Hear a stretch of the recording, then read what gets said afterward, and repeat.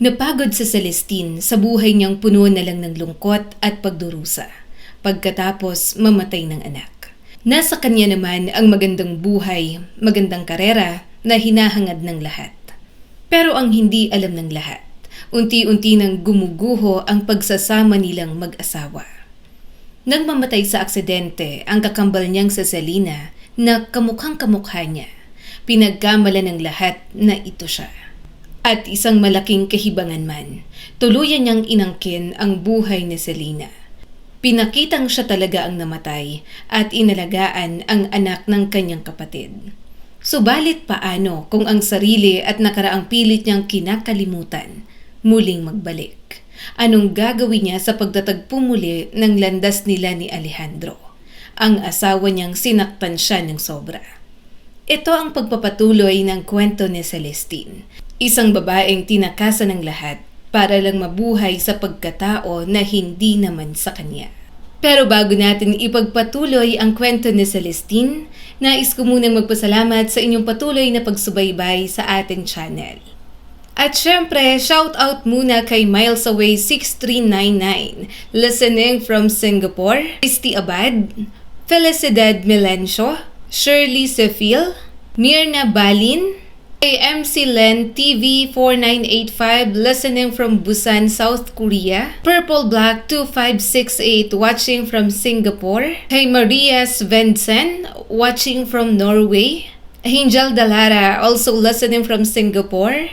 Ellie Ramirez from Caloocan. Shout out din kay Gandang Leia na nakikinig mula sa Germany. Heather Dayaon ng Camarines Norte. Dids Garing from Santo Tomas, Batangas. Thank you so much. At pati na rin kay Divina Lobrin listening from Israel. Shout out din kay Grandma Bebs na nakikinig from Arizona, USA. Kay Ma'am Gina Pagano na nakikinig mula sa France. At pati na rin kay Lola Vicky na nasa Ottawa, Canada. Celestine, ang anak ko. Ang anak ko naghihintay sa akin. Mahina ang boses na sambit ng kakambal niya. Selena! Hindi! Bulalas na Celestine ng magising. Mariin siyang napapikit ulit habang mabilis ang paghinga. Hanggang ngayon, hindi pa rin siya tinatantanan ng konsensya niya. Dahil sa bawat araw na masaya siya bilang Selena, may bahagi sa kanyang nagtatanong, may karapatan ba siyang sumaya? Samantalang ang totoong Selena, patay na. At mas masakit doon, hindi ito namatay sa mismong katauhan nito. Sorry, mahina niyang bulong sa dilim. Sorry. Unti-unting napaiyak sa Celestine habang tahimik na nakatakip ang kamay sa bibig para hindi magising si Noela. 3 taon na, pero sariwa pa rin ang guilt na nararamdaman niya. Sariwa pa rin ang pakiramdam na parang kinuha niya ng walang paalam ang buhay ng kanyang kapatid. Pakiramdam niya, hindi niya deserve ang katahimikang mayroon siya ngayon. Mama? Tawag sa kanya ni Noela. Napalingon siya sa bata na inaantok na nakatingin sa kanya. Mabilis niyang pinunasan ng luha. Sorry anak, pinilit niyang umiti. Bad dream lang, inaantok na yumakap sa kanya ang bata. Okay ka lang po? Biglang nag-init ulit ang mata ni Celestine dahil kahit hindi niya tunay na anak si Noela, ito na ang tanging dahilan kung bakit patuloy pa rin siyang bumabangon araw-araw.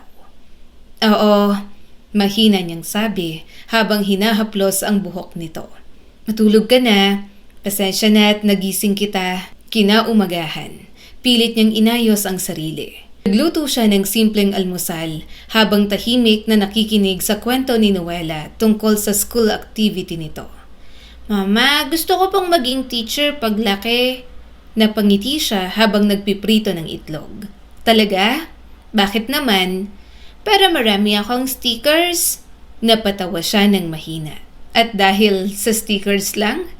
Apo, saka para pwede po ako magbigay ng star. Umiling siya habang natatawa. Anak, sige. Sa ngayon, teacher muna, pero pwede pa rin niyang magbago habang lumalaki ka. Naiisip mo lang na teacher kasi mostly sila ang nakakasalamuha mo. Pero marami ka pang pwedeng maging at kahit anong gusto mo basta makakabuti sa'yo, susuportahan kita. Napangiti lalo si Noela. Nang matapos kumain, inihatid niya na si Noela sa school. At siya, dumiretso naman sa flower shop. Tahimik ang umaga sa probinsya. May ilang matatandang nagkukwentuhan sa tapat habang may mga batang nagbibisikleta sa gilid ng daan. Pagdating niya sa shop, agad niyang napansin ang medyo nakalaylay na karatula sa taas. Ay nako, hindi ko pa pala naayos. Ang pangit tingnan. Napabuntong hininga siya habang kumukuha ng martilyo at maliit na ladder. Kaya pa to, ako na lang ang mag-aayos. Hindi naman siya sanay sa ganoong klaseng gawain noon. Dati, tatawag lang siya ng maintenance sa opisina. Pero ngayon, nasanay na siyang gawin ang lahat ng mag-isa. Dahil ang kapatid niyang si Selena, maraming alam na mga gawain. Namamangha pa rin siya. Kung sana lang ay hinayaan sila ng pagkakataon na sabay lumaki o na hindi na lang ito namatay, magkasama at makikilala pa rin sana nila ang isa't isa. Maingat siyang umakyat sa ladder habang hawak ang martilyo. Tahimik siyang nagmamartilyo habang pilit inaabot ang medyo natanggal na gilid ng karatula. Kaunti na lang, pero biglang gumalaw ang ladder. Nanlaki agad ang mata niya. Nawalan siya ng balanse. At sa ilang segundo, sigurado siyang babagsak siya diretso sa sementadong lupa. Napapikit ng mariin si Celestine, pero imbis na sakit, mainit na mga braso ang sumalo sa kanya. Napasinghap siya at mabilis na napadilat. At doon niya nakita ang isang lalaking may matipunong katawan habang hawak-hawak siya ng maayos. Pareho silang natigilan. Malapitan niyang nakita ang mukha nito. Matangos ang ilong, medyo singkit ang mga mata. Malinis ang gupit at may ngiting sobrang gaan sa pakiramdam tingnan. Yung klase ng ngiti na parang magpapagaan ng paligid. Okay ka lang? Tanong nito habang bahagyang nakangiti. Biglang bumilis ang tibok ng puso niya sa gulat. Oo. Mabilis siyang bumaba mula sa pagkakahawak nito. Sorry, pasensya na. Akala ko mahuhulog na talaga ako. Celestine! Nanlamig agad ang buong katawan niya sa binanggit na pangalan ng lalaki. Parang may malamig na tubig na ibinuhos sa ulo niya. Napatitig siya rito. Ano pong sabi mo? Paano siya nito nakilala? Hindi niya alam kung sino ang lalaking nasa harapan niya. Bilang Celestine, wala siyang natatanda ang nagkakilala na sila nito. Mukhang nagulat din ang lalaki. Bahagya itong napalunok habang nakatitig sa mukha niya. Sorry. Akala ko kasi mabilis niyang pinatigas ang mukha niya. Hindi Celestine ang pangalan ko. Sorry. Bumalik ang maliit na ngiti nito. May kamukha ka lang kasi. Sorry. Bumalik ang maliit na ngiti nito. May kamukha ka lang kasi. Celestine ang pangalan niya. Schoolmate ko nung college. Tahimik siyang nakatingin dito. College? Napaisip agad si Celestine. Wala naman siyang masyadong naging kaibigan noon, lalo na noong law school. Tahimik lang siya palagi at puro aral. At imposible na may sobrang close sa kanya para maalala pa siya matapos ang ilang taon. Pero siguro nga, maraming nakakakilala sa kanya. Magaling siya sa lahat ng bagay na ginagawa niya noon. Kaya napapansin talaga siya ng kahit na sino. Ako si Selena, maingat niyang sabi. Selena ang pangalan ko at hindi Celestine. Kamukhang kamukha ko ba talagang babaeng yon? Umawang ang bibig nito. Tinitigan pa siyang mabuti na para bang naghahanap ng tamang sagot. Bago pa mawala si Selena, ilan lang ang nakakaalam na magkakambal sila. Kahit asawa niya ay hindi yun alam. Bilang lang sa daliri na nakapunta siya sa probinsya ni Selena. Bumibisita man siya noon sa probinsya, halos hindi rin siya lumalabas. Kaya ilang kapitbahay lang ni Selena at si Noela ang may alam tungkol kay Celestine. Mas okay na rin na magpanggap na hindi niya pakilala si Celestine. Pakiramdam niya, magiging komplikado lang ang lahat. Wala rin siyang kailangang ipaliwanag sa lahat. Dahil kung siya si Selena sa mata ng mga tao, wala dapat siyang pakialam sa mga estranghero at lumalapit dahil lang kamukha niya si Celestine. Wala siyang utang na paliwanag bilang Selena. Ngumiti ang lalaki at inabot ang kamay nito. Franco! Sandali siyang nag-atubili bago makipagkamay. Mainit ang palad nito at kakaibang pakiramdam niya habang nakatingin ito sa kanya. Okay ka lang talaga? Tanong nito. May sugat ka ba? Napangiti siya ng bahagya. Oo, salamat. Tumango si Franco habang nakatingin pa rin sa mukha niya. At doon siya medyo nailang dahil masyado itong matagal tumitig. Na para bang mahalagang tao siya rito, kaya ngayong nakitang kamukha niya nga, medyo nagugulat pa rin. May kailangan ka ba? Tanong niya habang inaayos ang sarili. Parang sakalang ito natauhan. Oo, bibili sana ako ng flowers. Anong klaseng flowers? Para sa mama ko. Bahagyang lumambot ang mukha nito. Kakalipat lang niya rito sa probinsya. Sa kabilang bayan lang. Birthday niya ngayon. Napangiti siya ng mas maayos ngayon. Welcome sa inyo rito. Actually, kanina pa ako naghahanap ng magandang flower shop. Natatawa nitong sabi. Shop mo ang unang nakita ko. Napatawa siya ng mahina. Lucky you, magagandang flowers namin. Sa katama ka, wala masyadong flower shop dito. Ano bang favorite ng mama mo? Tanong niya habang pumapasok sila sa loob ng shop. Sunflowers. Tahimik siyang kumuha ng mga sunflower habang ramdam niya ang titig ni Franco mula sa likod niya. At habang tumatagal, mas lalo siyang naiilang dahil hindi normal yung klase ng pagtitig. Parang hindi siya nito mawari. Parang may bahagi rito na pilit siyang inaalala. May problema ba? Tanong niya habang nakatingin dito. Biglang natauhan si Franco. Kanina ka pa nakatitig? Bahagya itong natawa habang napapailing. Sorry, hindi lang talaga ako makapaniwalang may taong sobrang kamukha ng dati kong kakilala. May kakambal ka ba? Iniisip niya kung sasabihin niya ba kay Franco yon. Bakit pa? Hindi niya naman ito sobrang kilala. Hindi na para malaman pa ng ibang tao ang impormasyon na yon at guluhin siya ngayong siya na sa Selena. Napahigpit ang hawak niya sa sunflower. Close ba kayo? Hindi. Muling umiling si Franco at huminga ng mabagal. Actually, tahimik ako lagi nun kaya baka hindi niya ako kilala. Pero naalala ko siya kasi siya yung tipo ng taong hindi mo makakalimutan kahit hindi kayo close. Mabait siya kahit na mukhang suplada. Tahimik siyang napalunok at ibinigay dito ang natapos ng i-arrange na flowers.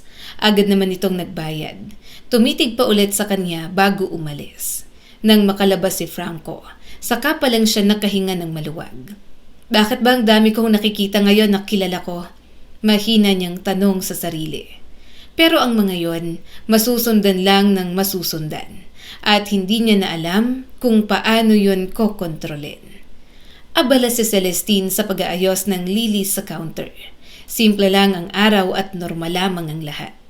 Pero nang biglang bumukas ang pinto ng flower shop, parang huminto agad ang tibok ng puso niya nang makita si Alejandro. Naniga siya habang hawak ang gunting. Nakatayo ito sa may entrada habang tahimik na nakatingin sa paligid ng shop. Simpleng polo at maong lang ang suot nito, ngunit kahit ganon, hindi pa rin nawawala ang natural na authority sa tindig ng dati niyang asawa. Pinilit niyang kumalma. Hindi siya pwedeng mataranta. Hindi siya si Celestine, patay na si Celestine para sa lahat. Ano po ang kailangan ninyo? Maayos niyang tanong pero pinapakitang naiinis siya dahil sa last nilang encounter. Ikaw yung lasing na lalaki sa palengke, di ba? Saglit siyang tinitigan ni Alejandro bago ito marahang nagsalita. I'm sorry. Kaya ako dumaan dito para humingi ng sorry. Nagtanong-tanong ako at natuntun ko ang shop mo. Sana mapatawad mo ako. Napagkamalan kitang ibang tao. Hinigpitan ni Celestine ang hawak sa gunting. Iniisip niya na nagbago lang siya ng buhok at pananamit. Hangad niyang hindi na ito muling mag-isip pa. Flowers, simpleng sabi ni Alejandro. Kailangan ko rin ng flowers.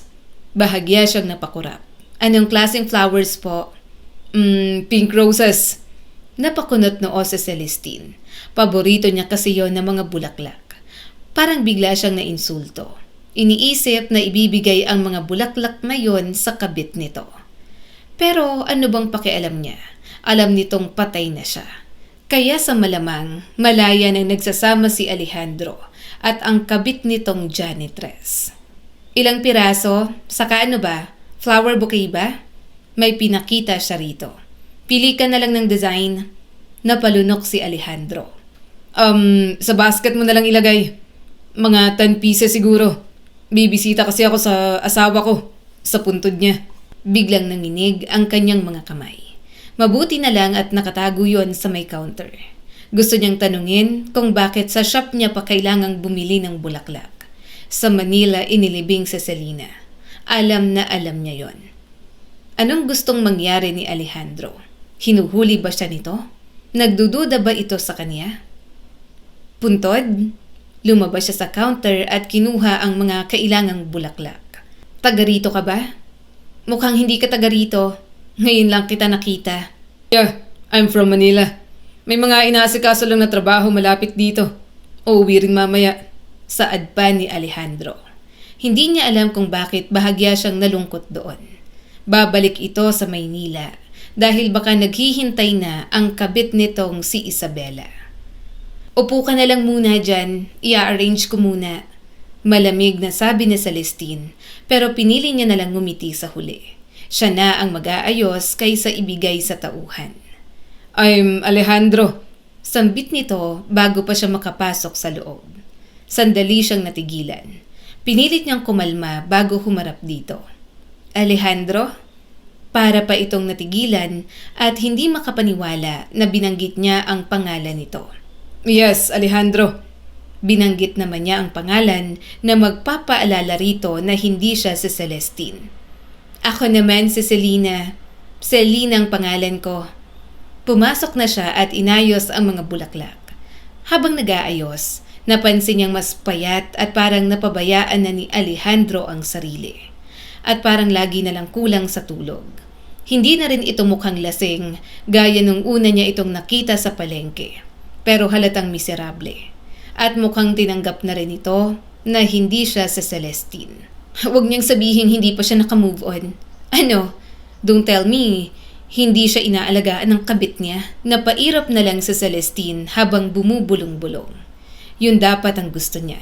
Gusto niyang maging miserable si Alejandro. Pantasyan niya yon dahil yun din ang ginawa nito sa kanya. Pero bakit parang may kung anong mabigat na humihila sa dibdib niya ngayong nakita niyang ganoon ito.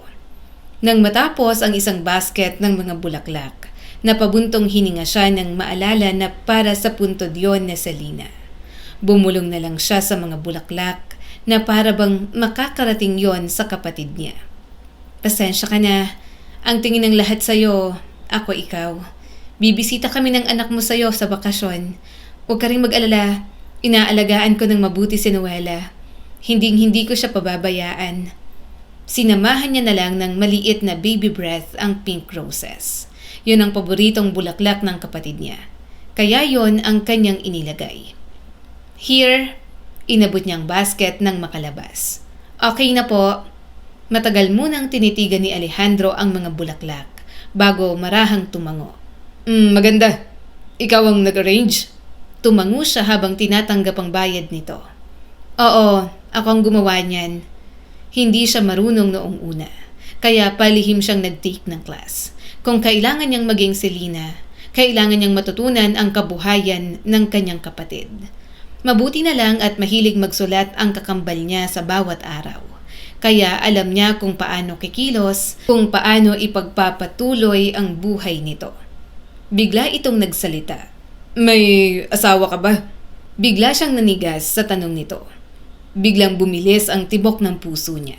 Pero pinilit niyang manatiling normal. Wala. Pero may anak ako. Bahagyang natigilan si Alejandro bago dahan-dahang tumango. Sorry.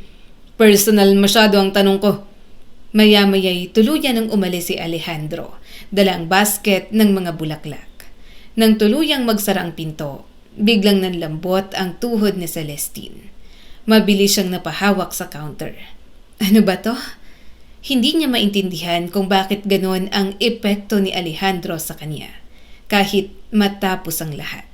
At mas lalong hindi niya maintindihan kung bakit pakiramdam niya nasasaktan siya ngayong nakikita niya itong wasak. Buong gabi niyang iniisip kung dapat na ba silang umalis ni Noela habang nakahiga siya sa kama at katabi ang mahimbing na natutulog na bata. Paulit-ulit na bumabalik sa isip niya ang mukha ni Alejandro kanina. Paano kung naghihinala pa rin siya? Paano kung malaman niyang totoo? Biglang nanikip ang dibdib ni Celestine. Hindi pwede. Wala dapat makaalam. Gulo lang ang dulot nun. Nakatulugan niya na lang ang pag-iisip. Kinabukasan, pilit niyang ipinagpatuloy ang normal na buhay. At inisip niyang hindi na siguro babalik si Alejandro. At mukhang tama naman nga. Dahil lumipas ang mga araw na hindi niya na ito muling nakita. Mukhang hindi na siya naniniwala na ako si Celestine. Kaso, mukhang nagkamali siya. Dahil kahit saan, bigla niya na lang nakikita si Alejandro. Ate Selena, dito ka na bumili. Aya sa kanya ng isa sa mga batang madalas bumili ng sampagita sa shop niya. Napangiti siya kaagad. Oo, sa'yo na ako bibili ng tinapa. Walang inay mo? Bakit ikaw ang nagtitinda? Nagpak naman ito ng mga tinapa. Masakit ang tuhod ni inay eh. May arthritis kasi siya, Ate Selena. Nako, kawawa naman ang mama mo. Ang bait mo talagang bata. Tinutulungan mo siya lagi. Inabot ni Celestine ang bayad. Oh, eto ng bayad ko. Sa'yo ng sukle. Ibili mo ng gusto mo. Salamat, Ate Selena. Maganda na nga, mabait pa. Mahina siyang tumawa. Nako, nang bola ka pa talaga. Napalingon sa Celestine sa kabilang side ng palengke.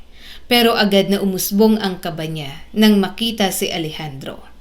Tahimik lang itong nakatayo habang may kausap na matandang vendor. At nang mapatingin ito sa direksyon niya, bahagya itong ngumiti na para bang alam nito na naroon talaga siya. Coincidence lang siguro, pilit niyang bulong sa sarili.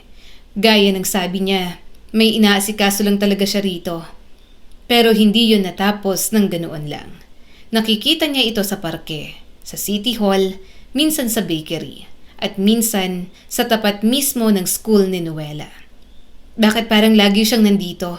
Mahina niyang bulong habang pinapanood si Alejandro mula sa loob ng sasakyan. Tahimik lang itong nakatayo malapit sa gate habang may kausap na principal. Maya-maya napatawa pa ito ng bahagya dahil sa batang dumaan. At doon niya napansin, mahilig itong makipag-usap sa mga bata ngayon. Hindi katulad noon na umiiwas ito sa kahit na sinong bata magmula nang mamatay si Lucas. Napapikit na lang sa Celestine. Sana umalis na siya rito. Hindi ko kakayanin kung madalas ko siyang makita. Baka makahalata siya na hindi talaga ako si Selena. Mama! Masayang tawag ni Noela isang hapon habang tumatakbo papunta sa flower shop. Tingnan mo! Napalingon siya rito, ngunit agading natigilan. Kasunod kasi ni Noela si Alejandro. Parang huminto agad ang tibok ng puso niya. Anong ginagawa mo rito? Hindi niya napigilang itanong. Bahagyang napataas ang kilay ni Alejandro. Bibili ng flowers. Nakita ko lang sa labas tong anak mo. Nakikipaglaro sa mga kalaro niya. Napapikit siya sandali. Hindi niya alam kung ano talagang pakay ng dati niyang asawa. Hindi siya komportable na lumalapit-lapit ito sa anak ni Selena. Tahimik na tumatawa si Noela habang hawak ang kamay ni Alejandro. Tinulungan niya po ako kasi natanggal yung ribbon ko po sa sandals ko, Mama. Sabi niya po, bibili siya ng flowers sa shop natin. Customer po siya kaya sinamahan ko po siya. Ang galing ko po, Mama, di ba? Tumangon na lang sa Celestine. Thank you, pasensya na sa anak ko. Makulit yan sa mga matatanda. Pilit niyang sabi. Tahimik lang si Alejandro habang nakatingin sa kanya. Maya-may nag-order na ito ng mga bulaklak na gustong bilhin. At gaya ng dati, saka pa lang siya nakahinga ng maluwag nang umalis ito. Isang umaga, maulan ang panahon. Mahina ang tunog ng ulan sa bubong ng flower shop habang tahimik na inaayos ni Celestine ang mga bagong dating na roses sa counter. Kaunti lang ang customers dahil sa panahon, kaya halos walang ibang marinig, kundi ang lagaslas ng ulan at ang mahina niyang paghinga. Ma'am, hindi po ako papasok today? Tanong ng kanyang tauhan sa kabilang linya. Sumagot naman siya at saglit na sumulyap kay Noela na abala sa mga bulaklak na sinusubukan nitong i-arrange ng maayos. Oo, magpahinga ka muna. Wala naman masyadong customer ngayon. Huwag ka mag-alala. Pasasahurin pa rin kita kahit hindi ka pumasok. Isesend ko na lang sa'yo. Nahimigan niya ang tuwa nito. Talaga, Ma'am Selena? Mahina siyang tumawa. Oo, sige na. Magpahinga ka na. Alam kong napapagod ka na rito.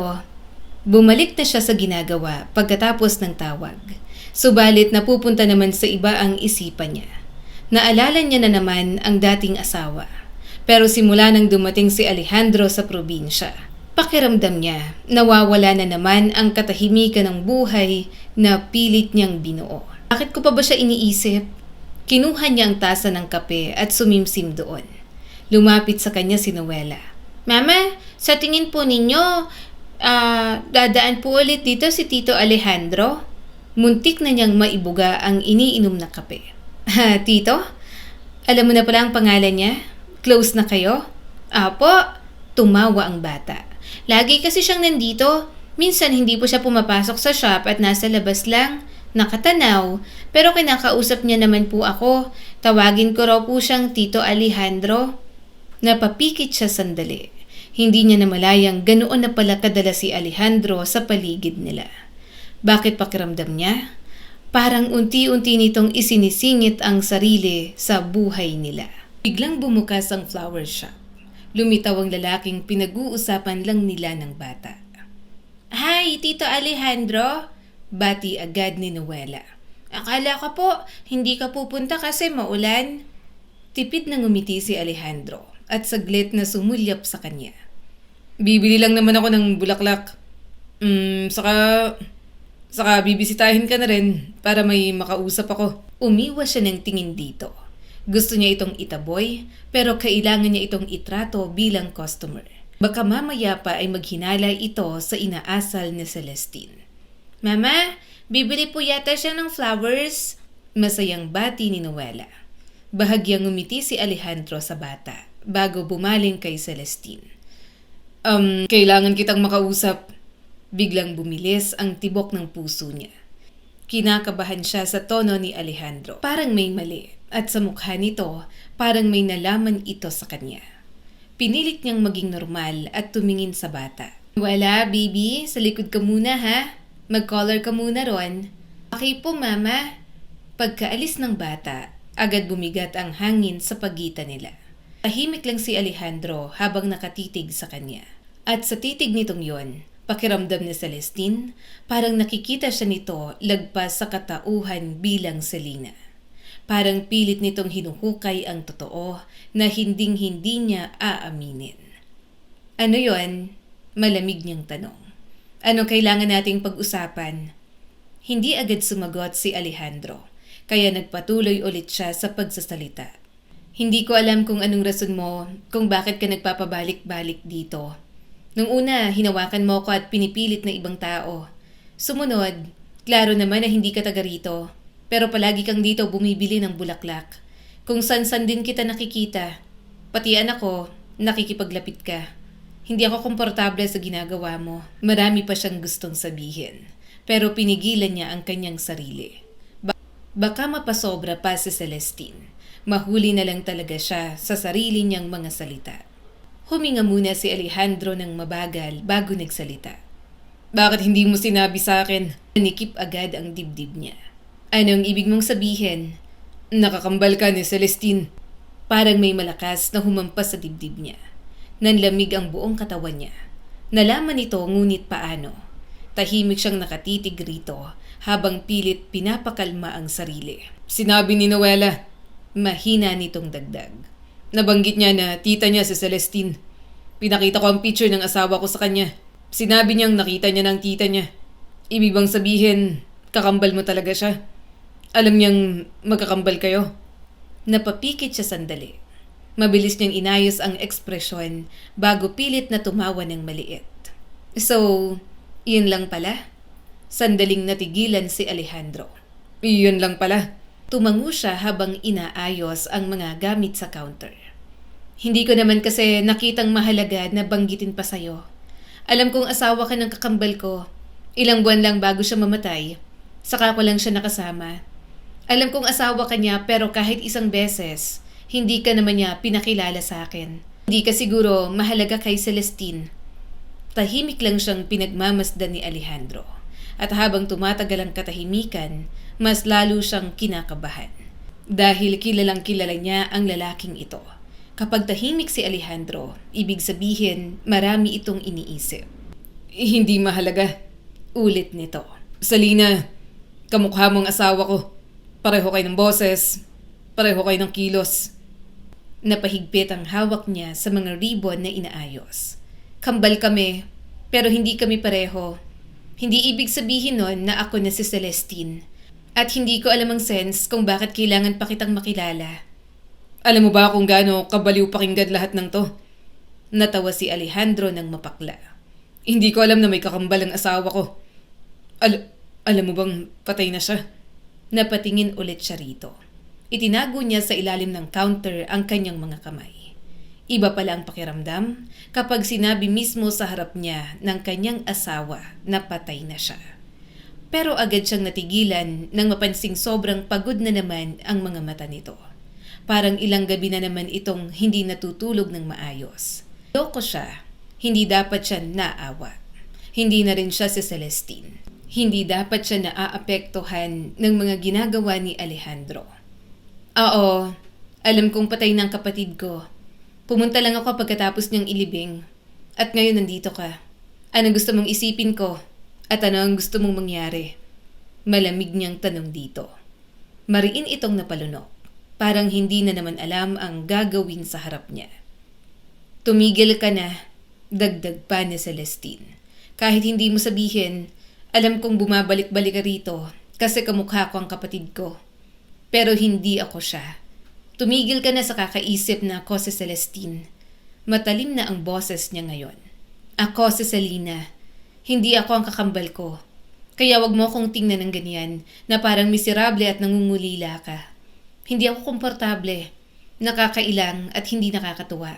Dinadamay mo pa ang anak ko sa kalokohan mo. Bumaha ang sakit sa mukha ni Alejandro, pero hindi pa rin ito tumigil. May mga bagay kang ginagawa na siya lang ang gumagawa. Mas bumilis ang tibok ng puso niya. Anong ibig nitong sabihin? Inobserbahan siya ni Alejandro. May mga mannerisms ka na katulad ng kay Celestine. Dahan-dahang lumapit si Alejandro. Kambal kayo. Magkamukha kayo. Bakit pakiramdam ko ikaw ang asawa ko? Biglang tumaas ang boses ni Celestine, pero sinubukan niya pa rin pigilan. Iniisip na baka marinig ni Noela. Ano bang sinasabi mo? Nahihibang ka na ba? Hindi ako ang asawa mo. Patay na si Celestine. Bastos ka. Hindi mo na siya nire-respeto. Ano? Gusto mong buhay ng asawa mo sa katauhan ko? Galit, takot at panik na ang nararamdaman niya. Lahat ng sakit na matagal niyang kinimkim, lumalabas na talaga. Kilala mo ako? Natatawa niyang tanong, ngunit puro pait yun. Talaga? Hindi mo ko kilala. Ako si Selena.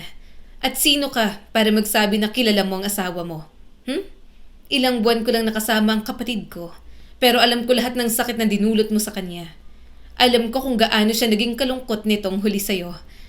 Kaya sino ka para lumapit sa akin at sabihing asawa ka ng kapatid ko? Sino ka ngayon para mangulila sa kanya? Umawang ang bibig ni Alejandro. Halatang guilty at nayanig ito sa kanyang mga sinabi. At dapat lang yon dahil kahit ibang tao na si Celestine sa harap ng ibang tao, nandun pa rin ang galit sa puso niya para kay Alejandro. At ano? Mas mariin niyang dugtong. Sabihin mo, bakit ka nandito? Ano, gusto mo ko? Kamukha ko ang asawa mo kaya gusto mo ko? Popormahan mo ko dahil naaalala mo siya sa akin? Kitang-kita niya kung paano namutla si Alejandro. Parang naghahanap pa ito ng isasagot pero wala namang magawa. Namumuo ang mga luhang tiningnan siya nito. Tila sinasabi sa kanya na tama na. At ang kapal ng mukha mo para gawin to, mariing sabi ni Celestine. Patay ng kakambal ko, hindi mo pa rin siya pinapatahimik. Niloko mo siya. Pinabayaan mo si Celestine habang wasak na wasak din naman siya sa pagkamatay ng anak ninyo. Hindi ka pa tumindig para sa kanya nung panahong siya ang sinisisi ng lahat. Kaya anong karapatan mong masaktan ng ganyan? Tumulo ang mga luha ni Alejandro. Kahit anong punas nito ng mga luha, hindi yun tumitigil sa pagbuhos. Nanlaki ang mga mata ni Celestine. Hindi niya madalas makitang umiyak ang asawa. Ang huli, nang makita niya ito sa libing. Pero pinaniwala niya ang sariling nagpapanggap lang ito. Kasi imposible naman na iiyak ng ganoon si Alejandro sa kanya. Siguradong masaya pa ang asawa niya at kabit nito dahil nga patay na siya. Alam mo ba kung gaano kanya minahal? Namamaos niyang tanong. Alam mo bang kahit matapos lahat ng ginawa mo, ikaw pa rin ang iniisip niya? At ngayon, anong gagawin mo? Liligawan mo ako kasi kamukha niya ako? Nagpapakita ka ng interes sa akin. Sa akin nakakambal niya, kaya ka nakikipaglapit kay Noela? Mabilis itong napaatras. Hindi ganun yun. Talaga? Malamig niyang sagot. Kasi mukhang ganun. Tahimik lang itong nakatingin sa kanya ngayon. Wasak, pagod, at puno ng pagsisisi. Hindi dapat siya naawa. Hindi dapat siya nasasaktan. Pero hindi niya kaya. Dahil mula noon hanggang ngayon, kay Alejandro lang nagiging marupok ang kanyang puso. Mahal pa rin ni Celestine ang lalaking nasa harap niya kahit pinilit niyang lumayo. Lumayo ka na sa akin. Mahina ngunit matigas niyang sabi. Huwag ka nang pupunta dito. Kahit asawa ka pa ng kapatid ko, hindi kita itinuturing na pamilya. 2 araw matapos ang komprontasyon nila ni Alejandro, pilit muling ibinalik ni Celestine ang sarili sa normal na daloy ng buhay niya bilang Cecilina. Tahimik siyang nag-aayos ng mga bagong dating na carnations sa flower shop, habang iniisip kung gaano kapagod ang magkunwari araw-araw. Hindi lang bilang Selena, kundi bilang isang babae na unti-unting pilit kinakalimutan ang dati niyang buhay. Pero kahit gaano niya piliting ibaon ang nakaraan, may mga gabing bumabalik pa rin si Alejandro sa isip niya. Sana hindi na siya bumalik dito. Napalunok si Celestine habang natulala. Sana naman nagising na siya sa mga sinabi ko. Baliw siya. Alam na ng lahat na patay na ako. Hindi niya dapat ako ginugulo kasi alam naman ng lahat na ako si Selena.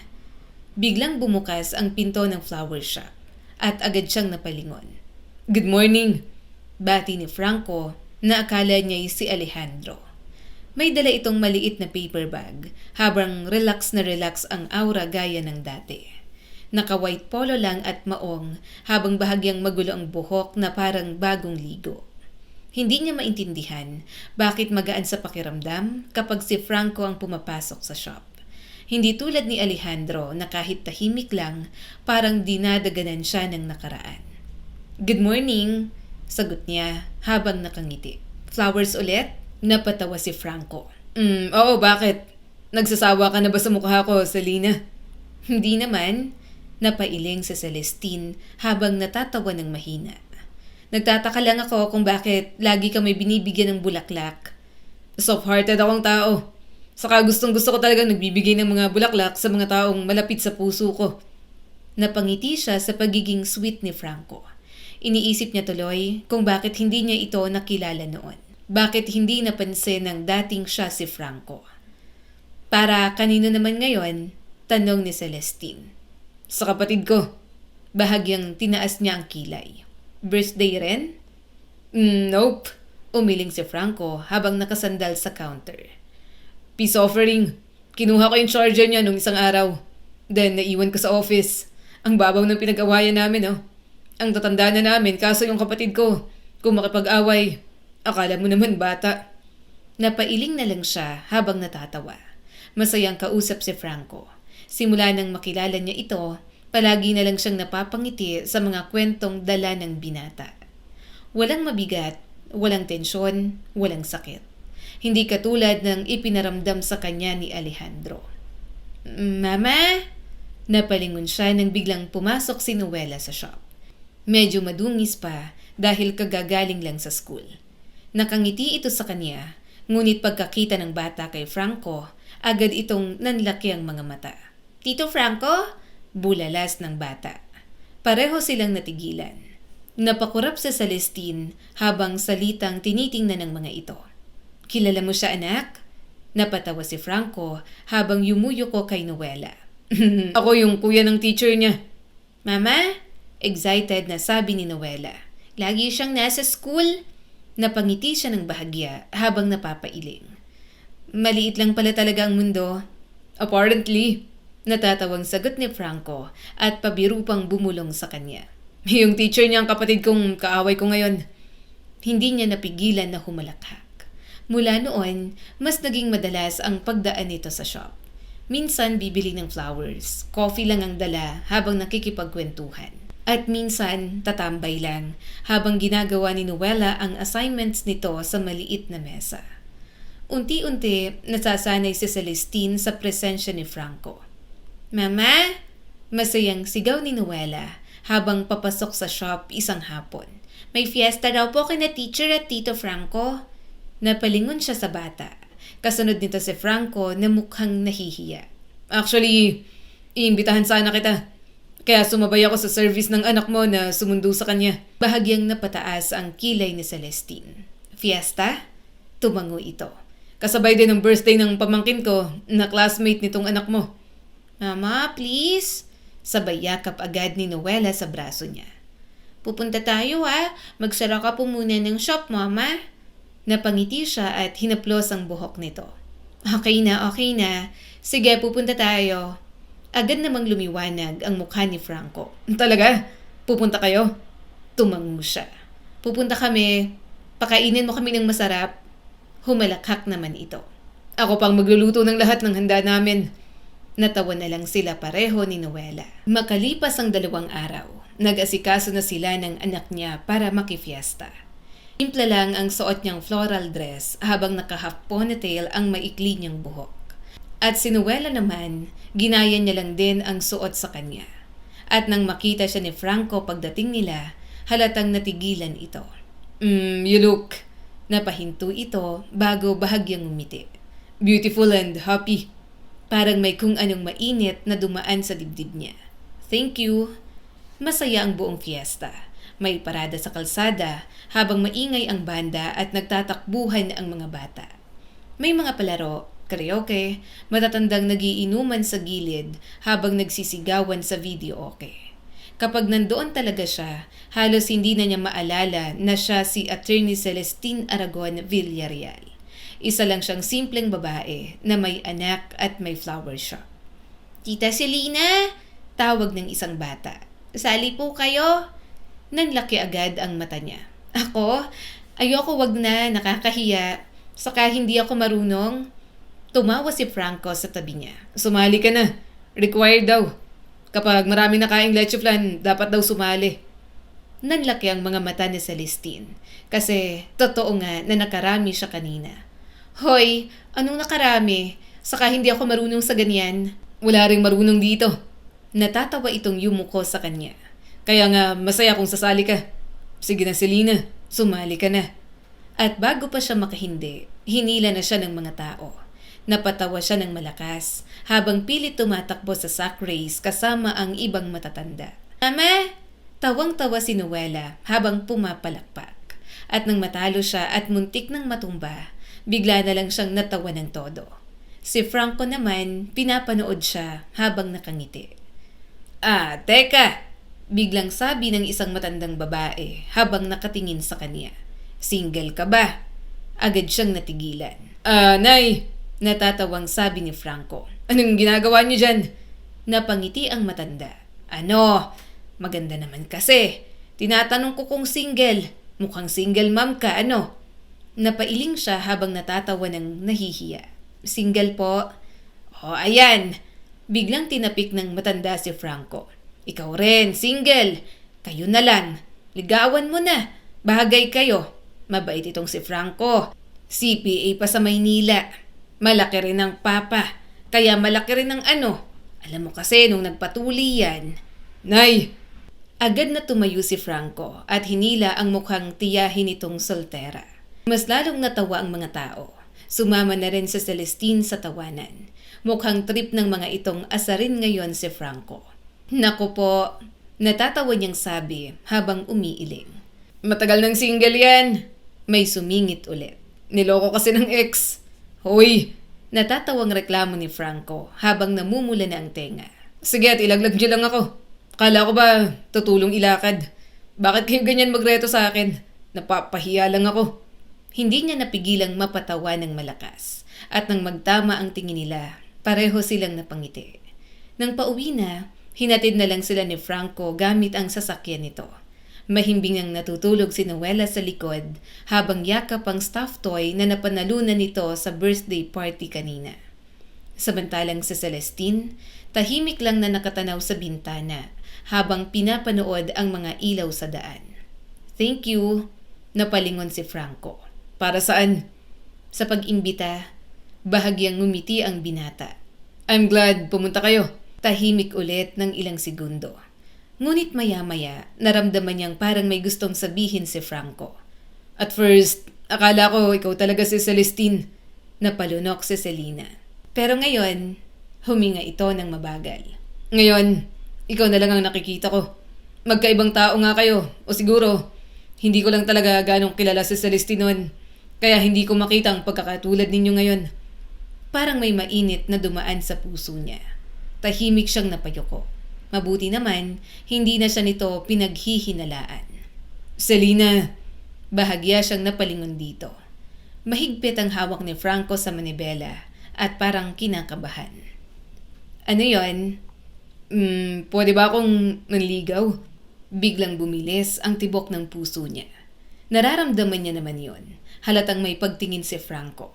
Pero ngayong sinasabi na nito ng diretso, maraming bagay ang bumabagabag sa kanya. Nagpapanggap siya bilang Selena, pero siya pa rin si Celestine. Bigla niya ring naalala ang kanyang asawang si Alejandro at ang lahat ng bagay na pilit niyang tinatakasan. Handa ba siyang tumanggap ng bagong pag-ibig kung hindi niya kayang maging totoo? Franco, mahina niyang sabi. Okay lang kahit hindi mo agad ako sagutin. Manliligaw naman ako. Diretso pa rin ang tingin nito sa daan. Hindi kita pinipressure. Alam kong hindi mo pa ako gaanong kilala, kaya baka nag-worry ka pa. Pero gusto talaga kitang ligawan, Selena. Himik siyang napapikit. Takot siya. Dahil pakiramdam niya, wala na siyang karapatang magsimula ulit. Pero pagod na rin siyang mabuhay sa nakaraan. Gusto niyang sumubok, gusto niyang maging masaya at makalimot kahit kaunti lang. Okay, mahina niyang sagot. Bahagyang natigilan si Franco. Seryoso? Napangiti siya ng maliit. Oo, papayag ako na manligaw ka sa akin. Unti-unting naging bahagi si Franco ng araw-araw na buhay nila. Hindi naman ito agresibong manligaw. Simple lang pero sobrang na-appreciate niya. Kapag umaga, minsan may dalang pandesal at kape para sa kanya bago magbukas ang flower shop. Kapag hapon, dumadaan ito para sunduin sila ni Noela sa school o magdala ng merienda. At kapag gabi, madalas itong tumatawag para lang tanungin kung kumain na sila. Paano ang trabaho mo kung naliligaw ka sa akin ng ganito? Tanong ni Celestine habang nag-aayos siya ng mga bulaklak. Napakamot ito sa batok. Ang totoo niyan, nakalive ako. Kailangan ko talagang bumalik next week. Sana kapag nag-text o tumawag ako, sumagot ka. Bala ko na rin kasing maghanap ng trabaho na mas malapit dito sa probinsya. Tumatandaan na kasi ang nanay at tatay namin. Ang hiling nila, palagi lang kaming makasama. Tumango naman siya rito. Okay, naiintindihan ko. Huwag kang mag-alala. Sasagot ako sa mga tawag at text mo. Akala ko dahil sa akin kaya ka maghahanap ng trabaho rito at magre-resign. Napakagatlabi si Franco. Actually, isa rin yon. Gusto ko talaga kita. Gusto kitang mapasagot, Selena. Kaya gusto kong manligaw talaga ng maayos. Ako ang mag-a-adjust para sa'yo. Pakiramdam ko kasi medyo naiilang ka pa sa panliligaw ko. Napatingin siya rito habang hawak ang spray bottle. Hindi naman sa ganon. Matagal na lang talagang walang nanliligaw sa akin kaya hindi ako sanay. Mahirap maging komportable sa panliligaw ni Franco. Lalo na kung may tinatago siya. Mabait ito at gusto niya talagang subukan. Gayunpaman, paano niya bubuksan ang puso kung hindi naman niya kayang maging totoo? Ay itatanong lang sana si Mama, saad na Celestine nang makahiga na sila sa kama. Ngumiti naman si Noela. Sige po. Napatawa siya ng mahina dahil sa expression nito. Okay lang ba sa'yo si Franco? Agad namang tumango si Noela. Opo, mabait siya. Napangiti siya ng maliit. Paano kung maging mas close siya sa atin? Kunwari, maging boyfriend ko siya. Tahimik na nag-isip si Noela. Okay lang po. Pero mas gusto ko si Tito Alejandro. Parang huminto ang tibok ng puso niya. Ano? Ngumiti si Noela. Bagay po kayo ni Tito Alejandro, Mama. Biglang natigilan si Celestine. Parang hindi agad nag-register sa isip niya ang sinabi ng bata. Anong ibig mong sabihin? Mabait din po si Tito Alejandro. Dagdag pa ni Noela. Saka lagi niya po akong tinutulungan. Napapikit siya sandali. Baby anak, hindi pwede si Tito Alejandro mo. Nagtaka agad si Noela. Bakit po? Dahan-dahan siyang napaupo. At sa simpleng tanong na yon, pakiramdam niya, biglang bumalik ang lahat ng sakit na pilit niyang tinatakasan. Paano niya ipapaliwanag sa isang bata ang komplikasyon ng buhay nila? Paano niya sasabihin na minsan winasak siya ng lalaking yon? Asawa siya ng Tita Celeste mo. Tumitig lang sa kanya si Noela. Pero patay na po si Tita Celestine, hindi po ba? Parang may maliit na kutsilyong dahan-dahang tumusok sa dibdib niya. Oo, pero mali pa rin. May iba ng mahal si Tito Alejandro mo. Natahimik si Noela. At maya-maya kumunot ulit ang noo nito. Pero malungkot siya. Sabi niya, gusto niya pong bumalik ang asawa niya pero wala siyang magawa. Biglang nag-init ang mata ni Celestine. Napansin niya rin naman yon. Sa tuwing nakikita niya si Alejandro, parang may permanenteng lungkot na nakakabit dito. Parang may bahagi ng kaluluwa nitong naiwan sa nakaraan. Minsan, pagpapatuloy niya habang pilit pinatatatag ang boses. Kahit mahal mo ang isang tao, hindi ibig sabihin nun, tama kayo para sa isa't isa. Tahimik lang si Noela habang nakatingin sa kanya. At may nagawa rin siyang hindi maganda kay Tita Celeste mo. Nanlaki ng bahagya ang mata ng bata. Sinaktan niya po. Nasaktan niyang feelings ni Tita Celeste mo. Kaya kung buhay siya ngayon, ayaw niya na lang din bumalik. Mahina niyang sagot. Natahimik si Noela at inakala niyang matatapos na roon ang usapan. Pero maya-maya, nagulat na lang siya sa sinabi nito. Mama, pwede naman pong magpatawad. Parang may malakas na humampas sa dibdib niya. Tahimik siyang napatitig sa bata. Matalinong bata talaga ang anak na Selena. Malawak ang pangunawa nito sa nararamdaman ng ibang tao kahit noon pa man. Napakasimpleng sabihin, napakadaling pakinggan mula sa isang inosenteng bata. Pwede naman magpatawad, parang ganun lang kadali. Pero paano mo patatawarin ang isang taong minsang winasak ang puso mo? Paano mo patatawarin ang lalaking nakita mong may kasamang ibang babae habang unti-unti kang namamatay sa sakit? Paano mo patatawarin ang taong dahilan kung bakit pinili mong ilibing ang sarili mong pagkatao? Mama, tawag pa ni Noela sa kanya. Minsan kasi mahina niyang sabi habang hinahaplos ang buhok ng bata. Kahit gusto mong magpatawad, hindi agad kaya. Tahimik na tumango si Noela. At maya-maya'y yumakap ito sa kanya. Okay lang po. Sabi mo sa akin, Mama, na kapag galit, mahirap pong magpatawad agad. Kaya dapat kalma na po ang puso natin bago magpatawad. Sana kumalma na po ang puso mo para matuto ka na pong magpatawad. Biglang nag-init ang mata niya. Ganoon na ganoon ang sinasabi sa kanya noon ni Selena. Sana ay kung dumating ang panahon na malaman ni Noela ang totoo, hindi sana siya kamuhian ng kanyang pamangkin. Mama, gusto ko si Tito Alejandro kasi siya naman po ang asawa mo, di ba? Biglang sabi ni Noela. Umawang ang bibig ni Celestine at tumingin sa bata. Noela, Tumulo ang mga luha nito at napapahikbi na. Ang mama ko po, patay na po siya, diba? At ikaw po si Tita Celestine. Sunod-sunod na bumagsak ang mga luha niya. Paano mo nalaman? Sa smell mo, tita. Pero naniwala po ako ng una kasi sinabi mo po na mama po kita. Pinunasan nito ang luha. Pero kilala ko po si mama. Hindi ka po siya kahit ginagaya mo siya. Nakita ka rin po ang butterfly ninyong tattoo sa likod. Hinawakan niya ang mga braso nito. Noela, bakit hindi mo sinabi sa akin na alam mo na? Ngumuso ang bata at niyakap ang stuffed toy. Kasi sabi ni mama sa tuwing pumupunta ka po sa amin, malungkot ka po palagi. Na i-love daw po kita katulad ng love ko sa kanya kasi kawawa raw po kayo. Nang bumisita po tayo sa puntod ni mama, nag-cry lang po ako ng secret. Pero alam ko at feel ko po, si mama po ang nakalibing doon. Hindi ko rin po sinabi ang totoo kasi baka iwan mo po ako, Tita Celestine. Wala na po si mama. Wala po akong kasama. Wala na po akong mama. Hindi na rin niya napigilan ng hikbi.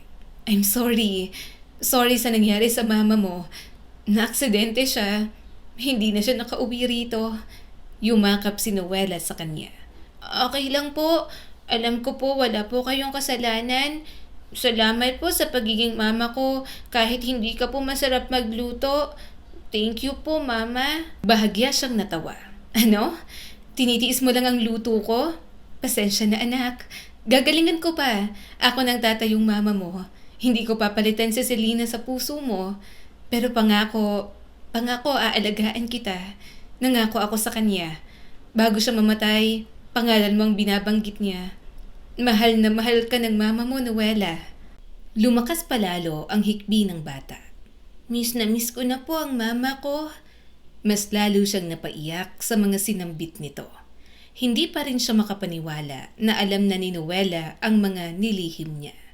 Matalinong bata at alam agad ang pinagkaiba nila ni Selena. Pero ang mas nagpamangha sa kanya, nagawa rin itong magpanggap na parang katulad niya, hindi rin matanggap ang realidad at sakit, kaya tinatago na lang. Tinatakasan na lang para maiwasan ng lungkot. Simula ng araw na yon, mas lalong naging matibay ang pagsasama nila ni Noela. Mas madali ng kumilos dahil pakiramdam niya, magiging kakampi niya ang kanyang pamangkin sa bawat yugto ng kanyang buhay na kanilang haharapin. Muling naging tahimik ang mga araw matapos bumalik si Franco sa Maynila. Hindi naman sila araw-araw nag-uusap. Pero halos gabi-gabi itong tumatawag para kumustahin siya at si Noela. Minsan video call habang nagdi-dinner sila. Minsan simpleng good night bago matulog. At kahit malayo ito, nararamdaman pa rin niya ang effort nito. Miss mo na ako? Natatawang tanong ni Franco sa video call isang gabi. Napailing siya habang inaayos ang plato ni Noela. Filingero? Aray! Napahawak ito sa dibdib na parang nasaktan. Ganito pala ang trato sa manliligaw. Ang sakit sa dibdib. Napatingin siya kay Noela. Nakanguso ito habang naririnig ang paglandi ni Franco. Gusto naman nito si Franco. Yun nga lang, alam nitong asawa niya si Alejandro. Wala na itong mapili, lalo na nang malaman nito na sinaktan pala siya ng dating asawa. Parang bahala na lang daw siya kung sino ang pipiliin niya ay okay na kay Noela. Pero mamimili pa ba siya? Siya na si Selena ngayon.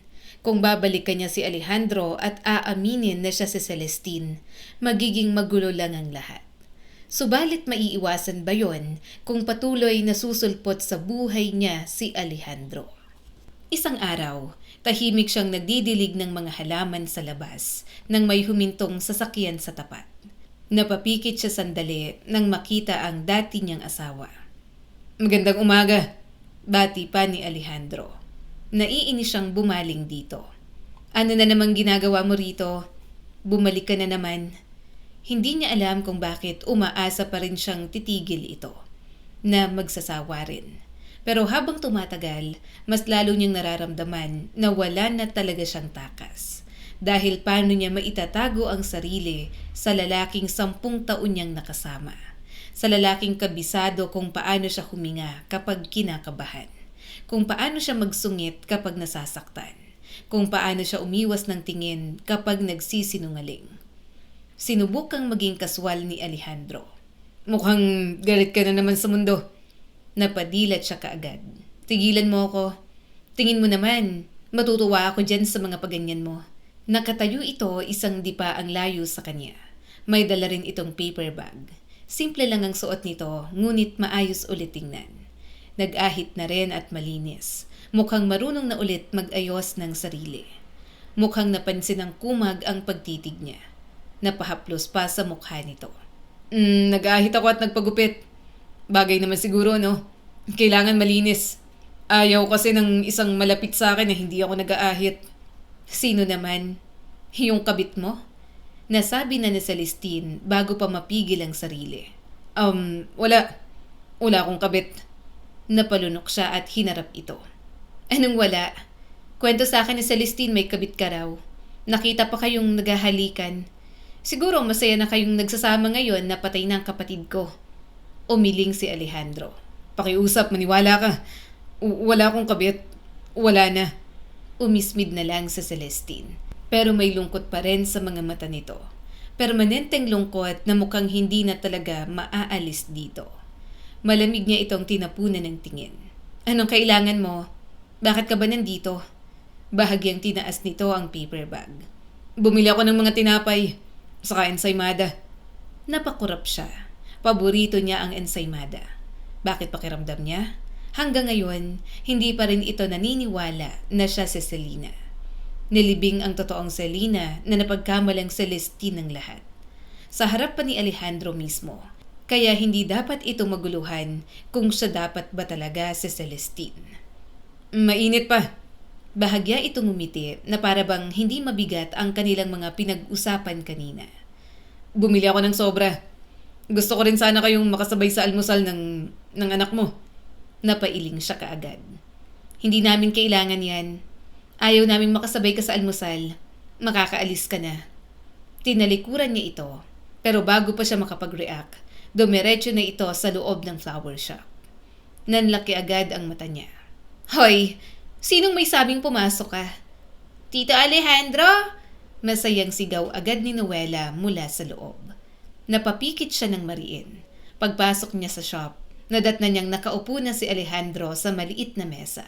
Habang excited na kinikwento ni Noela ang nangyari sa school nito. At tapos po, natalo si Marco kasi nandaya siya. Napatawa si Alejandro ng mahina. Deserve niya yon. Tumawa pa si Noela. Halatang gustong-gusto pa rin si Alejandro kaysa kay Franco. Tama po. Naningkit ang mga mata ni Celestine habang nakatingin sa dalawa. Pakiramdam niya talaga minsan parang matagal nang magkakilala ang mga ito. Mama, masayang sabi ni Noela. May dala po siyang ensaymada. Bahagyang napangiti si Alejandro. Sumimangot naman siya. Pero sa halip na mainis, namungay lang ang mga mata ng dati niyang asawa. Ngumiti na para bang hibang habang nagmamaldita siya. Ano ba talagang ginagawa mo rito? Diretso niyang tanong. Tahimik munang uminom ng tubig si Alejandro bago sumagot. Business. Napatawa siya ng walang gana. Sa flower shop? Tumaas ang mga kilay nito. Tumatangkilik lang. Gusto ko lang talagang bumili ng bulaklak araw-araw kahit pa isa-isa lang. Muli siyang napapikit. Napapagod na siya sa paulit-ulit na kakasaway at pagpapaalis kay Alejandro. Wala namang nangyari. Pakiramdam ni Celestine, kahit anong gawin niya, babalik at babalik pa rin ito. Mama, halika na po. Kain na po tayo ng breakfast. Nakangiting sambit ni Noela at kinindatan pa siya. Nanlaki ang mga mata niya. Pakiramdam ni Celestine, parang nilalakad na talaga siya ng pamangkin niya sa tito nito. Halatang gusto silang magkabalikan. Kumain ka na. Inilapag ni Alejandro sa plato ang ensaymada na gustong-gusto niya. Masarap yan. Sinubukan ko. Galit siya dapat. Hindi na nga niya dapat pinauunlakan. Subalit hindi niya mapigilan ang kanyang sarili. Dahil ito ang bersyon ng Alejandro na matagal niyang hinintay noon. Tahimik na lang siyang kumagat. Nang mapatingin siya sa dalawa, parehong nakangiti ang mga ito. Inirapan niya naman at kumuha na lang ng tasa para magtimpla ng kape. Pareho kayong magkape, biglang usal ni Alejandro. Kumunot ang noo niya. Ano na namang pinagsasasabi mo? Kayo ni Celestine. Kayo ng kakambal mo. Namungay ang mga mata ni Alejandro. Black coffee, less sugar. Biglang bumilis ang tibok ng puso niya. Nagkatinginan sila ni Noela. Yun din siguro ang napansin ng anak ni Selena. Dahil si Selena, hindi naman ito umiinom ng black coffee. Gusto ng kapatid niyang maghalo ng gatas sa kape. Inirapan na lang niya ang dating asawa. Maraming tao ang umiinom ng ganito. Ikaw nga rin oh, huwag kang OA. Huwag mo nga sabing iniisip na ako si Celestine. Magkaiba kami ng kapatid ko. Lalo siyang kinabahan. Paano na lang kapag nakita nito ang tattoo niya sa likod? Mabuti na lang, hindi yun kita sa mga damit na sinusuot niya. Isang maulang gabi, tahimik lang ang buong flower shop habang abala si Celestine sa pagsasara ng mga bintana. Palakas ng palakas ang hangin sa labas. Kaunti lang ang customer buong araw, kaya mas maaga siyang natapos. Nasa likod si Noela, habang natutulog sa maliit na folding bed na ginagawa nilang pahingahan kapag inaabot sila ng gabi sa shop. At si Celestine, tahimik lang habang pilit inaayos ang magulong isip. Biglang may kumatok sa salamin ng shop. Gosh! Bulalas niya sa sobrang gulat. Nakita niya si Alejandro sa labas habang hawak ang payong. Huminga siya ng malalim bago binuksan ang pinto ng kaunti. Ano na naman ang kailangan mo? Tahimik lang muna ito na nakatingin sa kanya bago napangiti. Ginulat ba kita? Napairap siya. Sa tingin mo, ano ba kasing ginagawa mo na naman dito? May pagod na naman sa mukha nito. Ngunit mas kalmado na ito ngayon kumpara noong mga unang buwan nito na nasa probinsya. May dala akong pagkain. Baka hindi pa kayo nagdi-dinner. Sasabay ako sa inyo. Napabuntong hininga siya. Hindi niya alam kung bakit hindi pa rin ito sumusuko. Hindi mo kailangan gawin to. Gusto ko lang naman kumain ng may kasama. Malungkot mag-isa. Saad pa ni Alejandro. Napansin niyang nababasa ito ng ulan pero parang wala namang pakialam. Kaya kusa na lang siyang tumabi para papasukin ito. Pumasok ka na. Nababasa ka na dyan. Baka sisihin mo pa ako kapag nagkasakit ka. Biglang sinapo ni Alejandro ang noo. Kaya nga, parang lalagnatin ako. Hindi ko kayang umuwi. Parang kailangan kong makitulog. Mag-isa pa naman ako sa bahay. Baka kung anong mangyaring masama sa akin. Agad silang nagkatinginan. Naiirita siya sa palusot nito, pero natawa naman ang dati niyang asawa. Sorry. Baka lang naman makalusot. Nang nilagpasan niya ito, natawa na lang ng tahimik si Celestine. Corny. Tahimik na inilapag ni Alejandro ang take-out sa mesa, habang pinapanood siya nitong magsara ng pinto. At habang tumatagal, mas lalo niyang nararamdamang delikado na naman ang puso niya. Mukhang lalong lalakas ang ulan. Mahina nitong sabi. Oo nga. Ngumiti pa si Alejandro. Sana lumakas pa para hindi na ako makauwi. Huwag kang mag-alala. Kahit baha, pauuwiin pa rin kita. Bigla itong napanguso. Hindi ka man lang maawa. Muntik na naman siyang matawa. Ang laki-laki mo. Nagpapaawa ka? Dahil tulog ang bata, hindi na muna niya ginising. Pinagtabi na lang nila ng pagkain. Nauna na silang kumain ni Alejandro. At habang kumakain sila, medyo naninikip ang dibdib ni Celestine. Inasikaso siya ng dating asawa na para bang noon lang, noong hindi pa nagiging miserable ang mga buhay nila. Nagpunta ako rito kasi gusto kong makakain ng dinner kasama kayo. Pero naisip ko na natatakot ka nga pala sa kidlat. Mabuti na lang at hindi. Biglang sabi ni Alejandro. Naniga si Celestine. Dahan-dahan siyang napatingin dito. Ngumunguya si Alejandro na parang wala lang. At nung unang araw natin sa bahay na magkasama, walang nangyari sa atin kasi takot na takot ka sa kidlat. Niyakap na lang kita. Bahagya itong ngumiti, ngunit puno yun ng lungkot. Biglang bumilis ang tibok ng puso niya. Hindi niya alam bakit ginagawa nito yon. Bakit patuloy nitong binubuhay ang mga alaala nila. Akala ko ba hindi mo na iniisip na ako si Celestine? Malamig niyang sabi. Napabuntong hininga si Alejandro. At akala ko rin, kaya kong tigilan. Paulit-ulit mong sinasabi sa akin na ikaw si Selena. Ilang taon akong naniwalang patay ng asawa ko.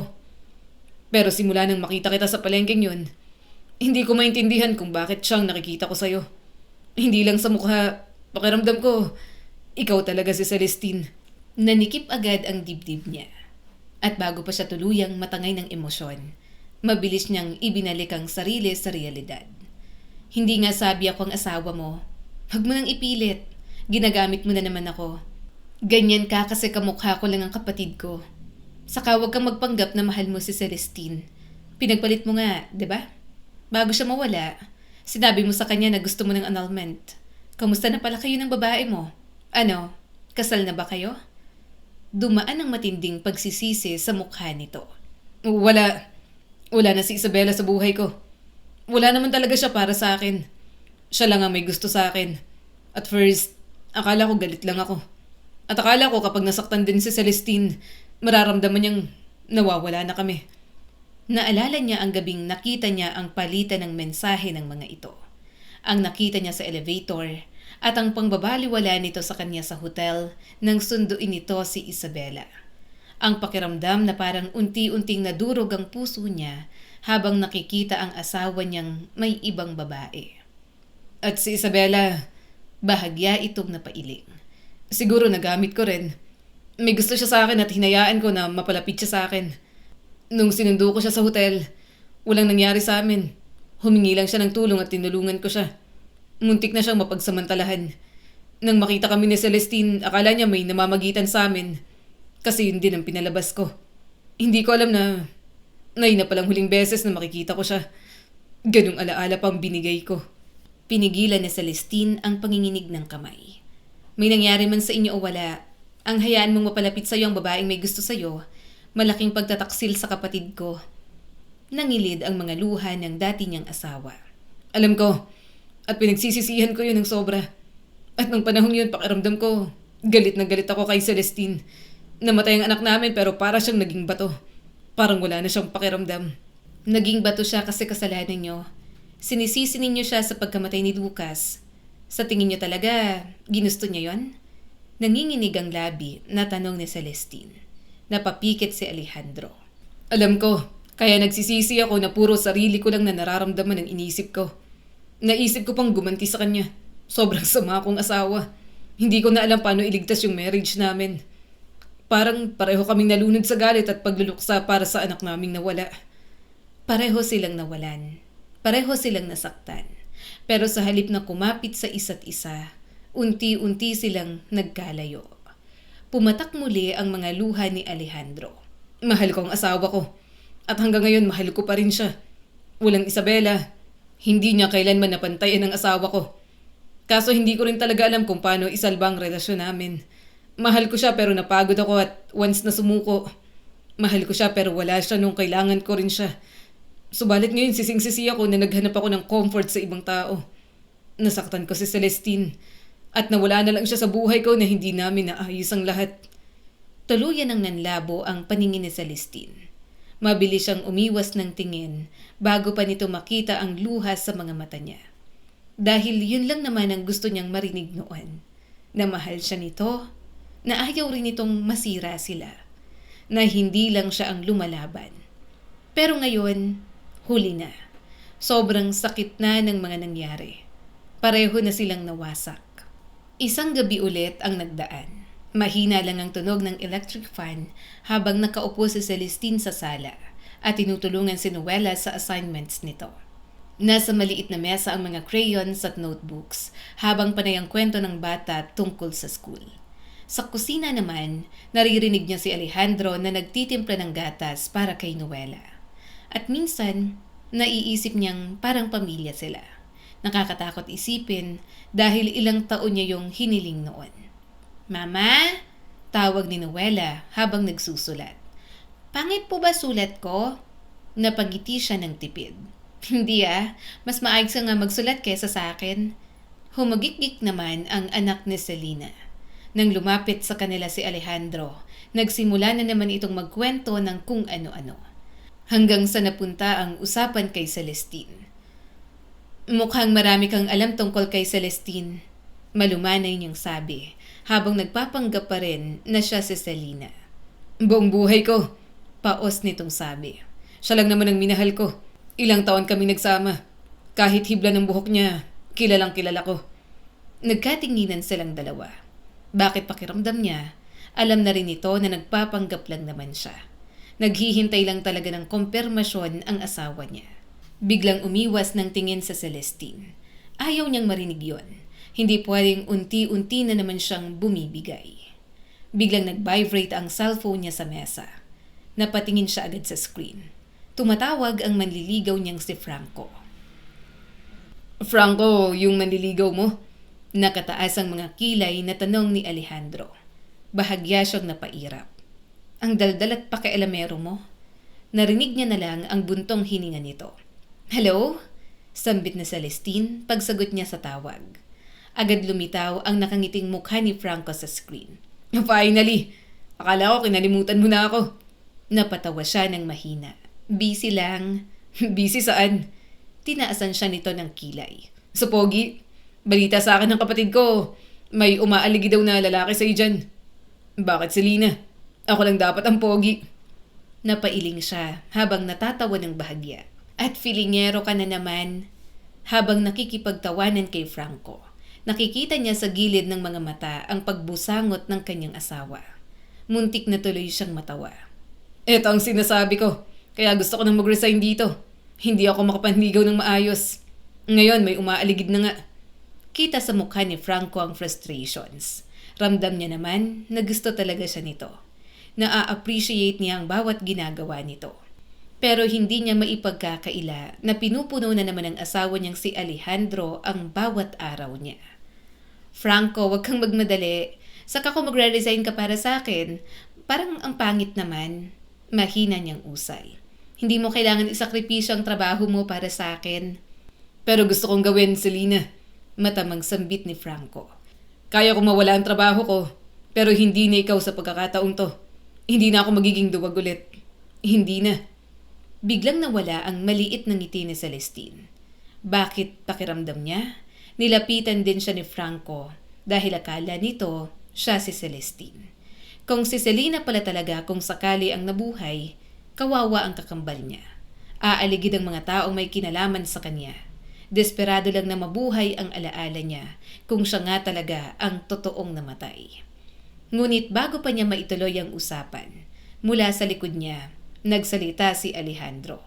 Noela, dahan-dahan sa pag-inom. Biglang umiba ang ekspresyon ni Franco sa screen. Sino yun? Siya ba yung lalaking umaaligid sa'yo? Gabi na. Bakit nandyan pa siya?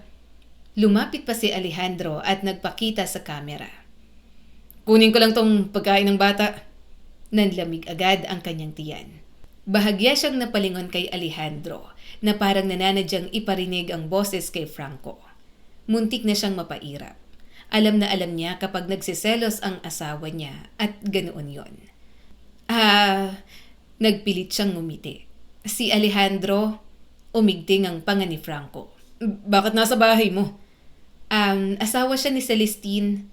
Kumunot agad ang noo ni Franco. Oh, wait. Akala ko ba hindi mo kilala si Celestine?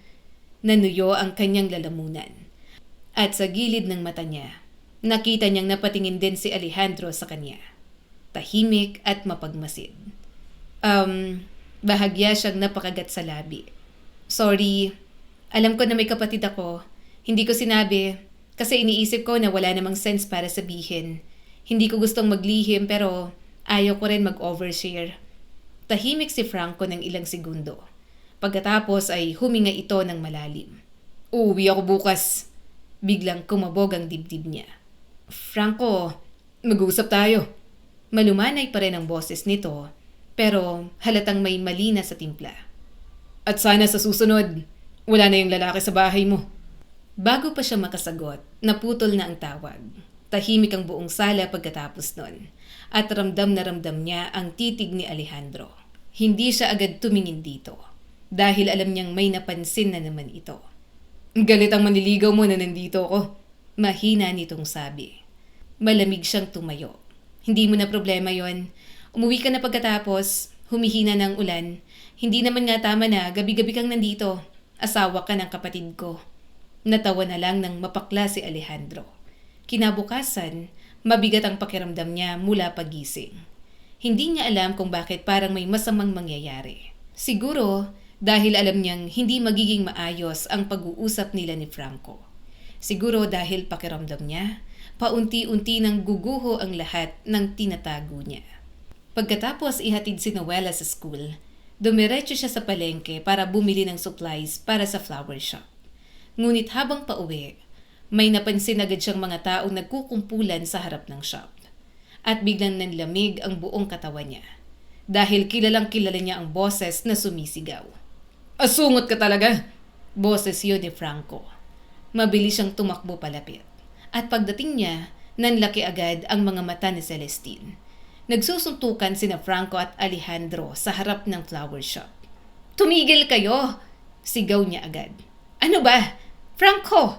Alejandro!" Ngunit parang wala nang naririnig ang dalawa.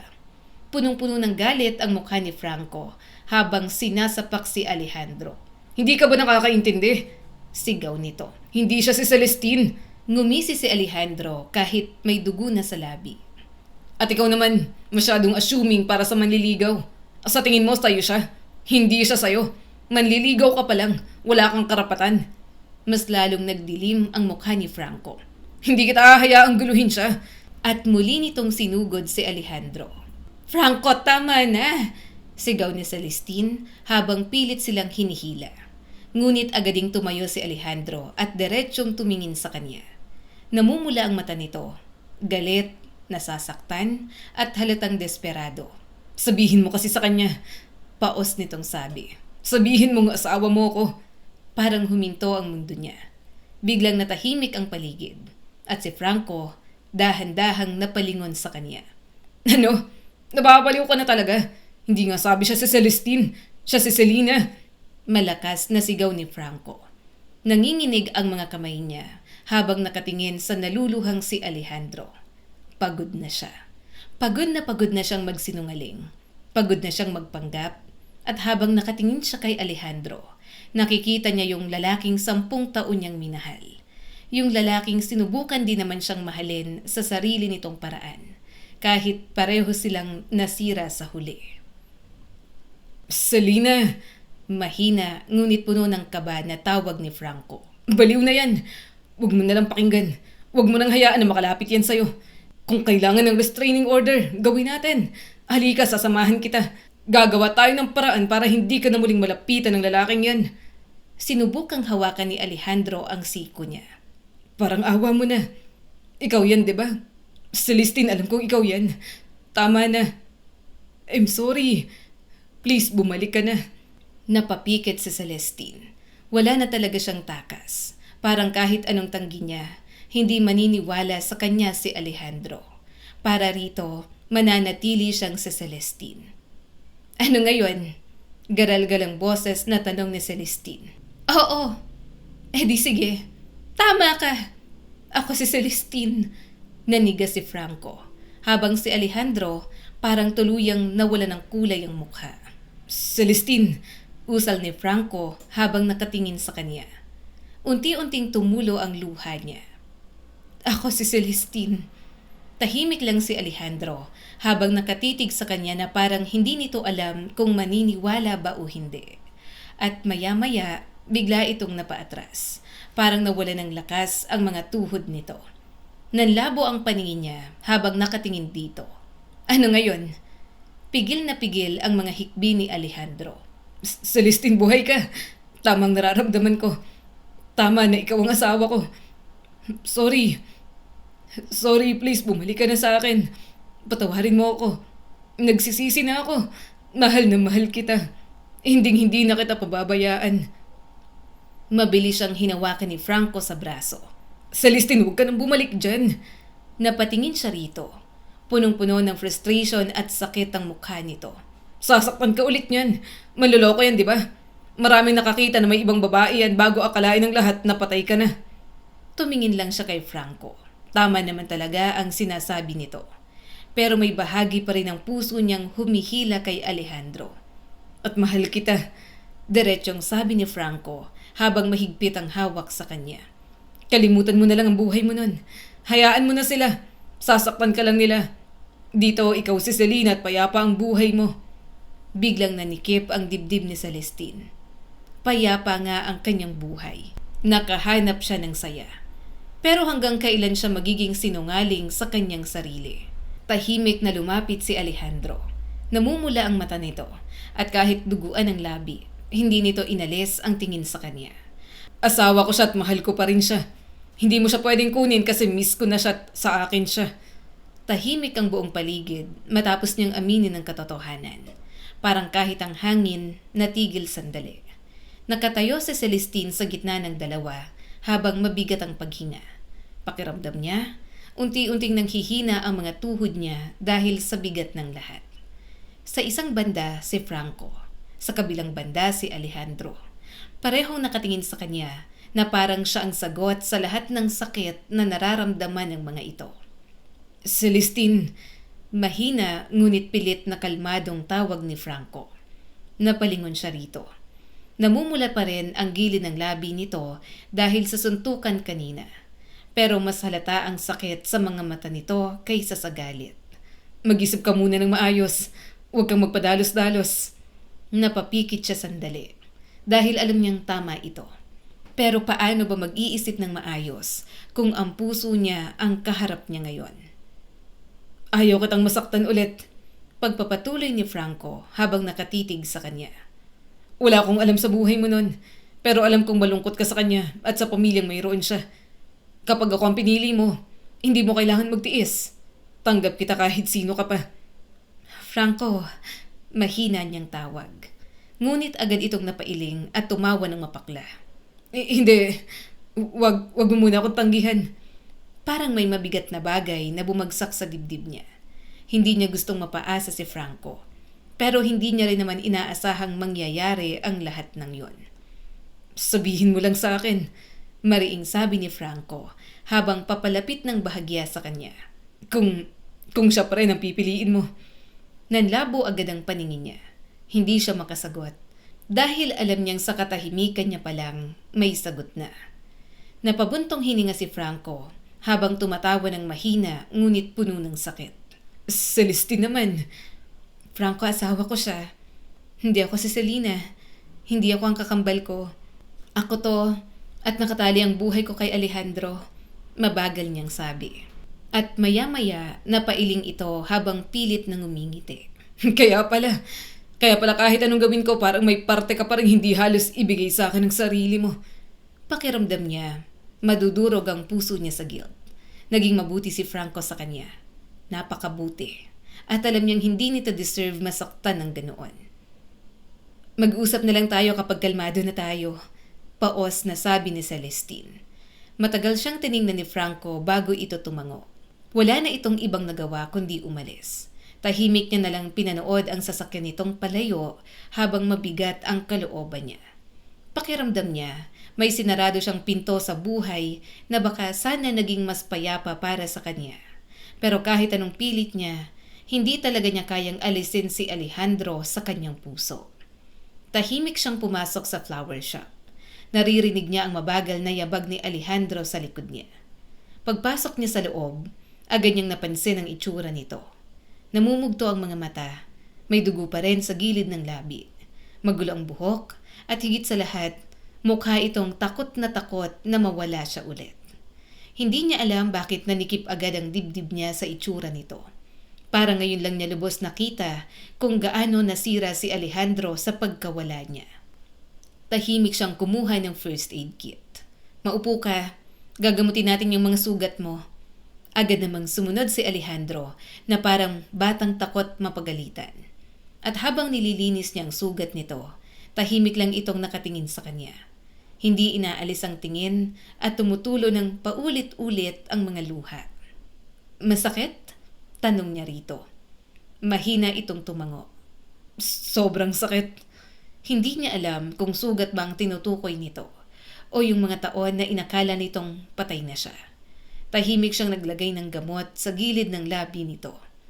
Nang inakala kong patay ka na. Parang may bahagi sa akin na nakasama sa'yo at namatay na rin. Bakit? Paus nitong sabi habang nakatingin sa kanya.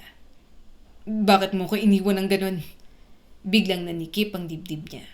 At sa wakas, napagod na rin siyang itago ang lahat. Pagod na ako noon, Alejandro. Pagod na akong sisihin ang sarili ko sa pagkamatay ni Lucas. Pagod na akong maramdaman na parang kasalanan ko bakit tayo nasira. At pagkatapos, nakita pa kita sa ibang babae. Biglang pumikit si Alejandro. Celestine, nagsisisi ka na ngayon? Hindi mo alam kung gaano kasakit na nung araw na pinamukha mo sa akin may iba ka na. Parang gusto ko na lang din talagang mamatay. Umiiling siya habang umiiyak.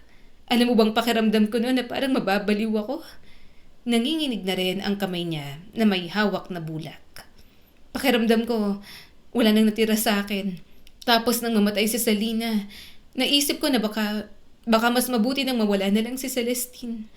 Biglang humagulgol si Alejandro. At bago pa tuluyang makapagsalita, bigla itong lumuhod sa harap niya. Nanlaki agad ang mga mata ni Celestine. Alejandro, anong ginagawa mo? Tumayo ka dyan. Please, bulong ni Alejandro habang umiiyak. Bigyan mo ako ng chance, ayusin tayo. Hindi na ako magkakamali. Galit pa rin siya. Nasasaktan pa rin siya. Marami pa ring sugat. Pero mahal na mahal niya pa rin ang lalaking ito. Kaya sa huli, umiiyak siyang yumakap kay Alejandro. Napapikit sa Celestine habang nararamdaman ang panginginig ng katawan ng asawa niya. At sa pagkakataong yon, sa wakas, pareho nilang inamin na ang isa't isa lang din ang magpapahilom sa mga sugat na iniwan ng kanilang pagsasama.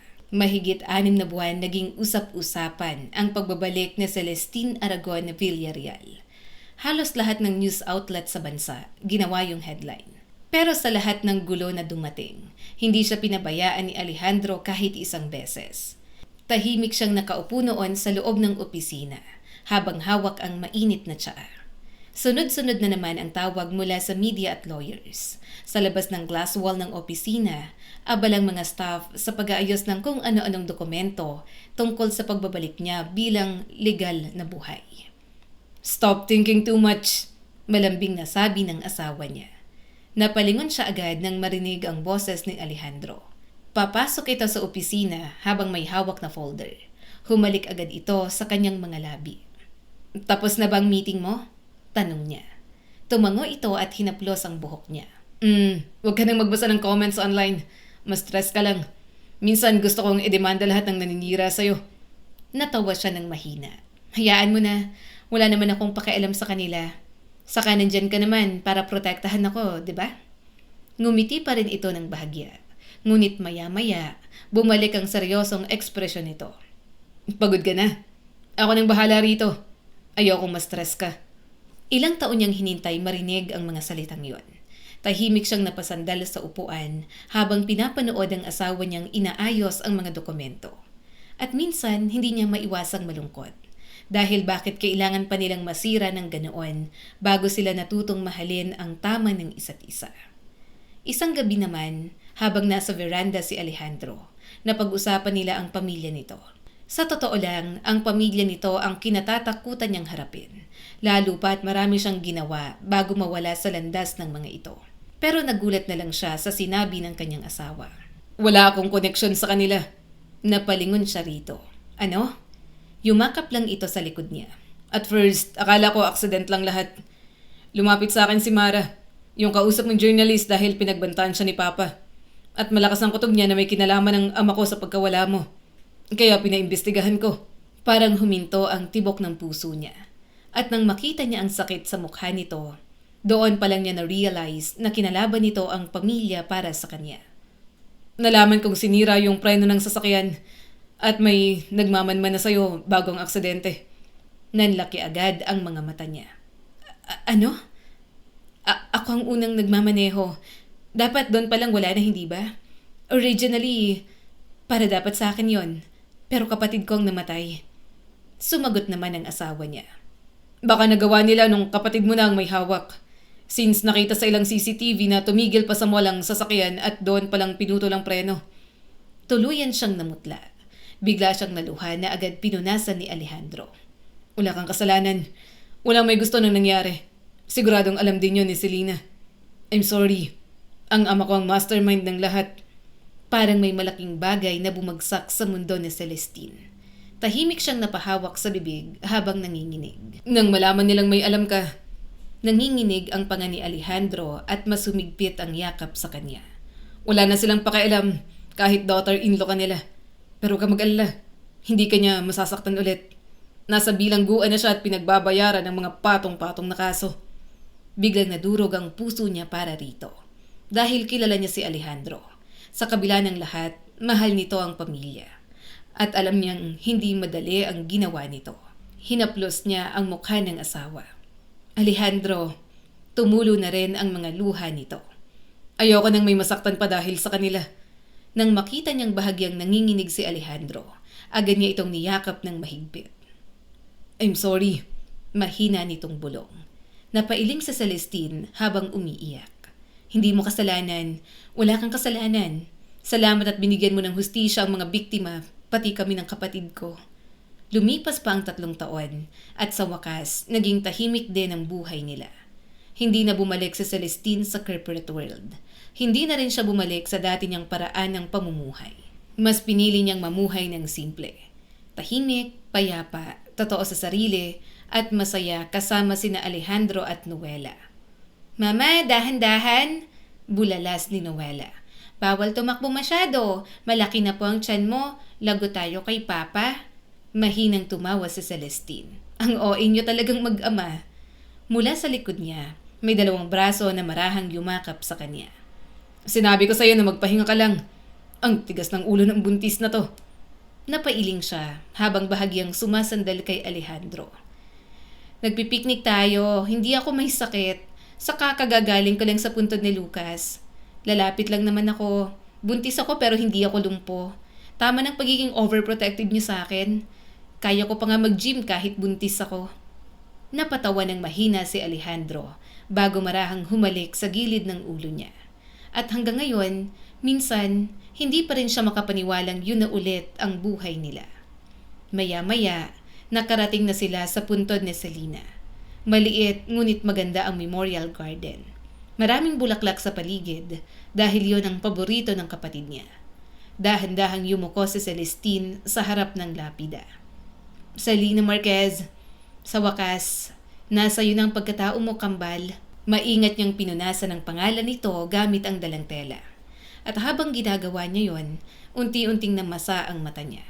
Tahimik na lumapit si Noela at umupo sa tabi niya. Hi mama ko, kamusta kayo ng pinsan ko dyan sa heaven? Kami okay lang po kami dito. Masaya po kasi may mama at papa pa rin po ako. Napangiti siya habang nakatitig sa pangalan ng kapatid. Thank you, pabulong niyang sabi. Salamat sa pagpapahiram mo sa akin ng pagkatao mo kahit saglit, Selena. Bahagyang umihip ang hangin. At pakiramdam niya, parang narinig siya ni Selena. Maaaring naging magulo ang lahat, pero naging daan yon para mas makauwi siya ng payapa sa dapat na tahanan niya.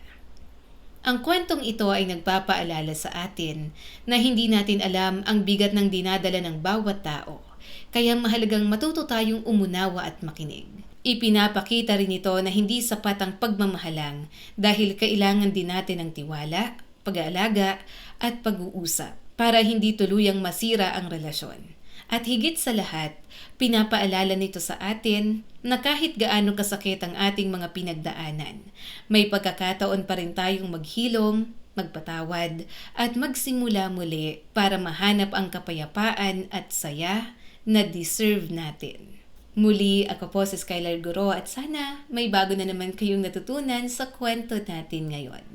Maraming salamat po.